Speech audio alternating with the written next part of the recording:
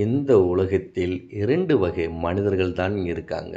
அதில் ஒரு வகை மனிதர்கள் கோயிலுக்கு போய் சிவனை தேடுபவர்கள். இன்னொரு வகை மனிதர்கள் தனக்குள்ளேயே தீயை ஏற்றி சிவனை காண்பவர்கள். இந்த சிவராத்திரியில் நீங்கள் எந்த வகையான நபர்கள்? சிவராத்திரி இரவு சாதாரண இரவு அல்ல. அன்று இரவு உன் மனதின் அலைசூழல் குறையும். உன் உடம்பு ஆலயமாக மாறும். அந்த ஆலயத்துக்குள்ளே தீ ஏற்றுவதற்காக தான் இந்த சிவஜோதி சூப்பு. இந்த சூப்பில் சேர்க்கக்கூடிய பொருட்கள் பூண்டு, மிளகு, துளசி இலை, வேப்பம்பூ, நெய். இதில் முதலாவது பூண்டு. இப்பூண்டு உள் அமைதியை மேம்படுத்தி ஆத்ம ஜோதியின் உணர்வை நோக்கி வழி நடத்தும். இரண்டாவது மிளகு. இம்மிளகு 7 சக்கரங்களின் வாசல்களை திறக்க வழி நடத்தும். 7 சக்கரங்களுக்கும் 7 வகையான ஜோதி இருக்கிறது.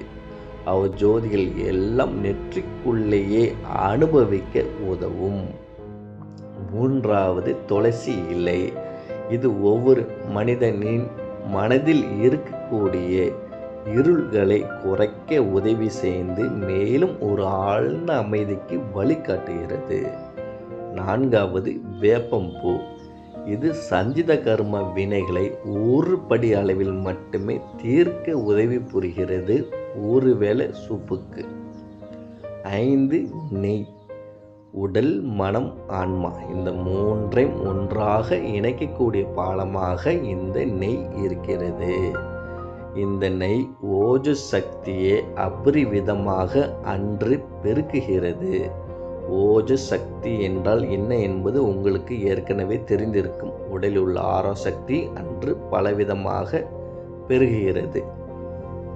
இதனால் என்னென்ன பலன்கள் உண்டு என்பதை ஏற்கனவே உங்களுக்கு தெரியுமல்லவா? இந்த சூப்பை நீங்கள் எப்படி செய்ய வேண்டும், என்ன அளவில் செய்ய வேண்டும் என்று முறையாக கூறுகிறோம். அது மட்டும் இல்லாமல் அன்று இரவு நீங்கள் செய்யக்கூடிய ஒரு ரகசிய தியானத்தையும் கூறுகிறோம். இந்த சிவஜோதி சூப்பை சிவராத்திரி அன்று இரவு 10:30 மணிக்குள் இவ்வூப்பை நீங்கள் பருகிட வேண்டும். அடுத்து 12 மணிக்கு தியானத்தை தொடங்க வேண்டும்.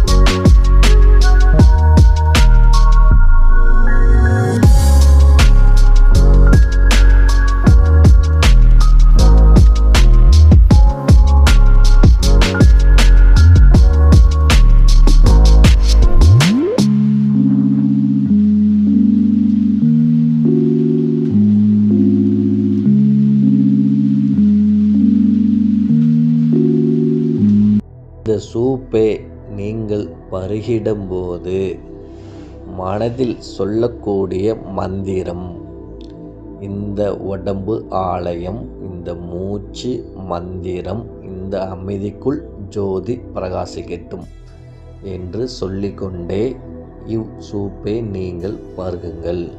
அதன் பிறகு இரவு 12 மணிக்கு தியானத்தை தொடங்குங்கள். உங்களுடைய தியானம் புருவ மையத்தில் பூரக ரேசகம் பயிற்சி செய்ய வேண்டும். அதாவது புருவ மையத்தில் இருந்து காற்று வெளியில் போகும் விதமாக ரேசகம், மீண்டும் காற்றை உள்ளே வரும் விதமாக பூரகம்.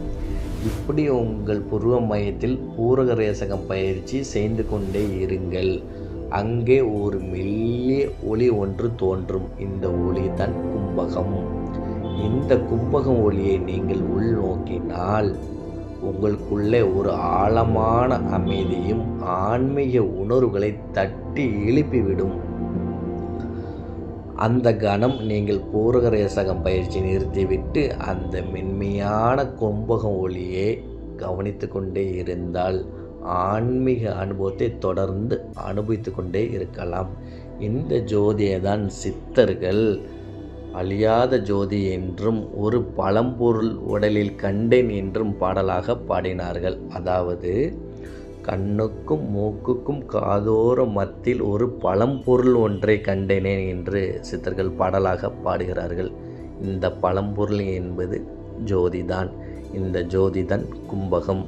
பலரும் கும்பகம் என்பது சுவாசத்தை அடக்க விதமாக கற்பனை செய்கிறார்கள், பயிற்சியும் செய்கிறார்கள். அது அல்ல.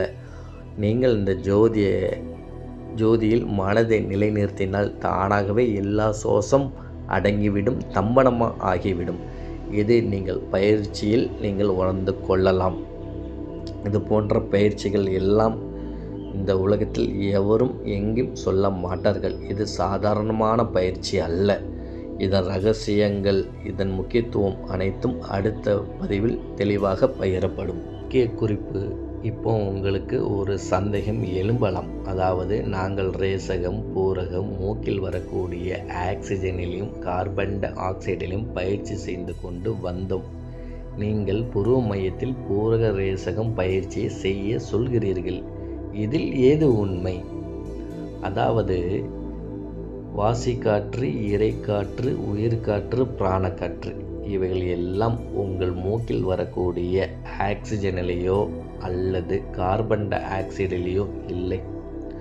அப்போ இறைக்காற்று, பிராணக்காற்று எங்கே தான் உறைந்து கிடக்கிறது என்றால் நாம் இதை பற்றி அடுத்த பதிவில் தான் தெளிவாக கூற முடியும்.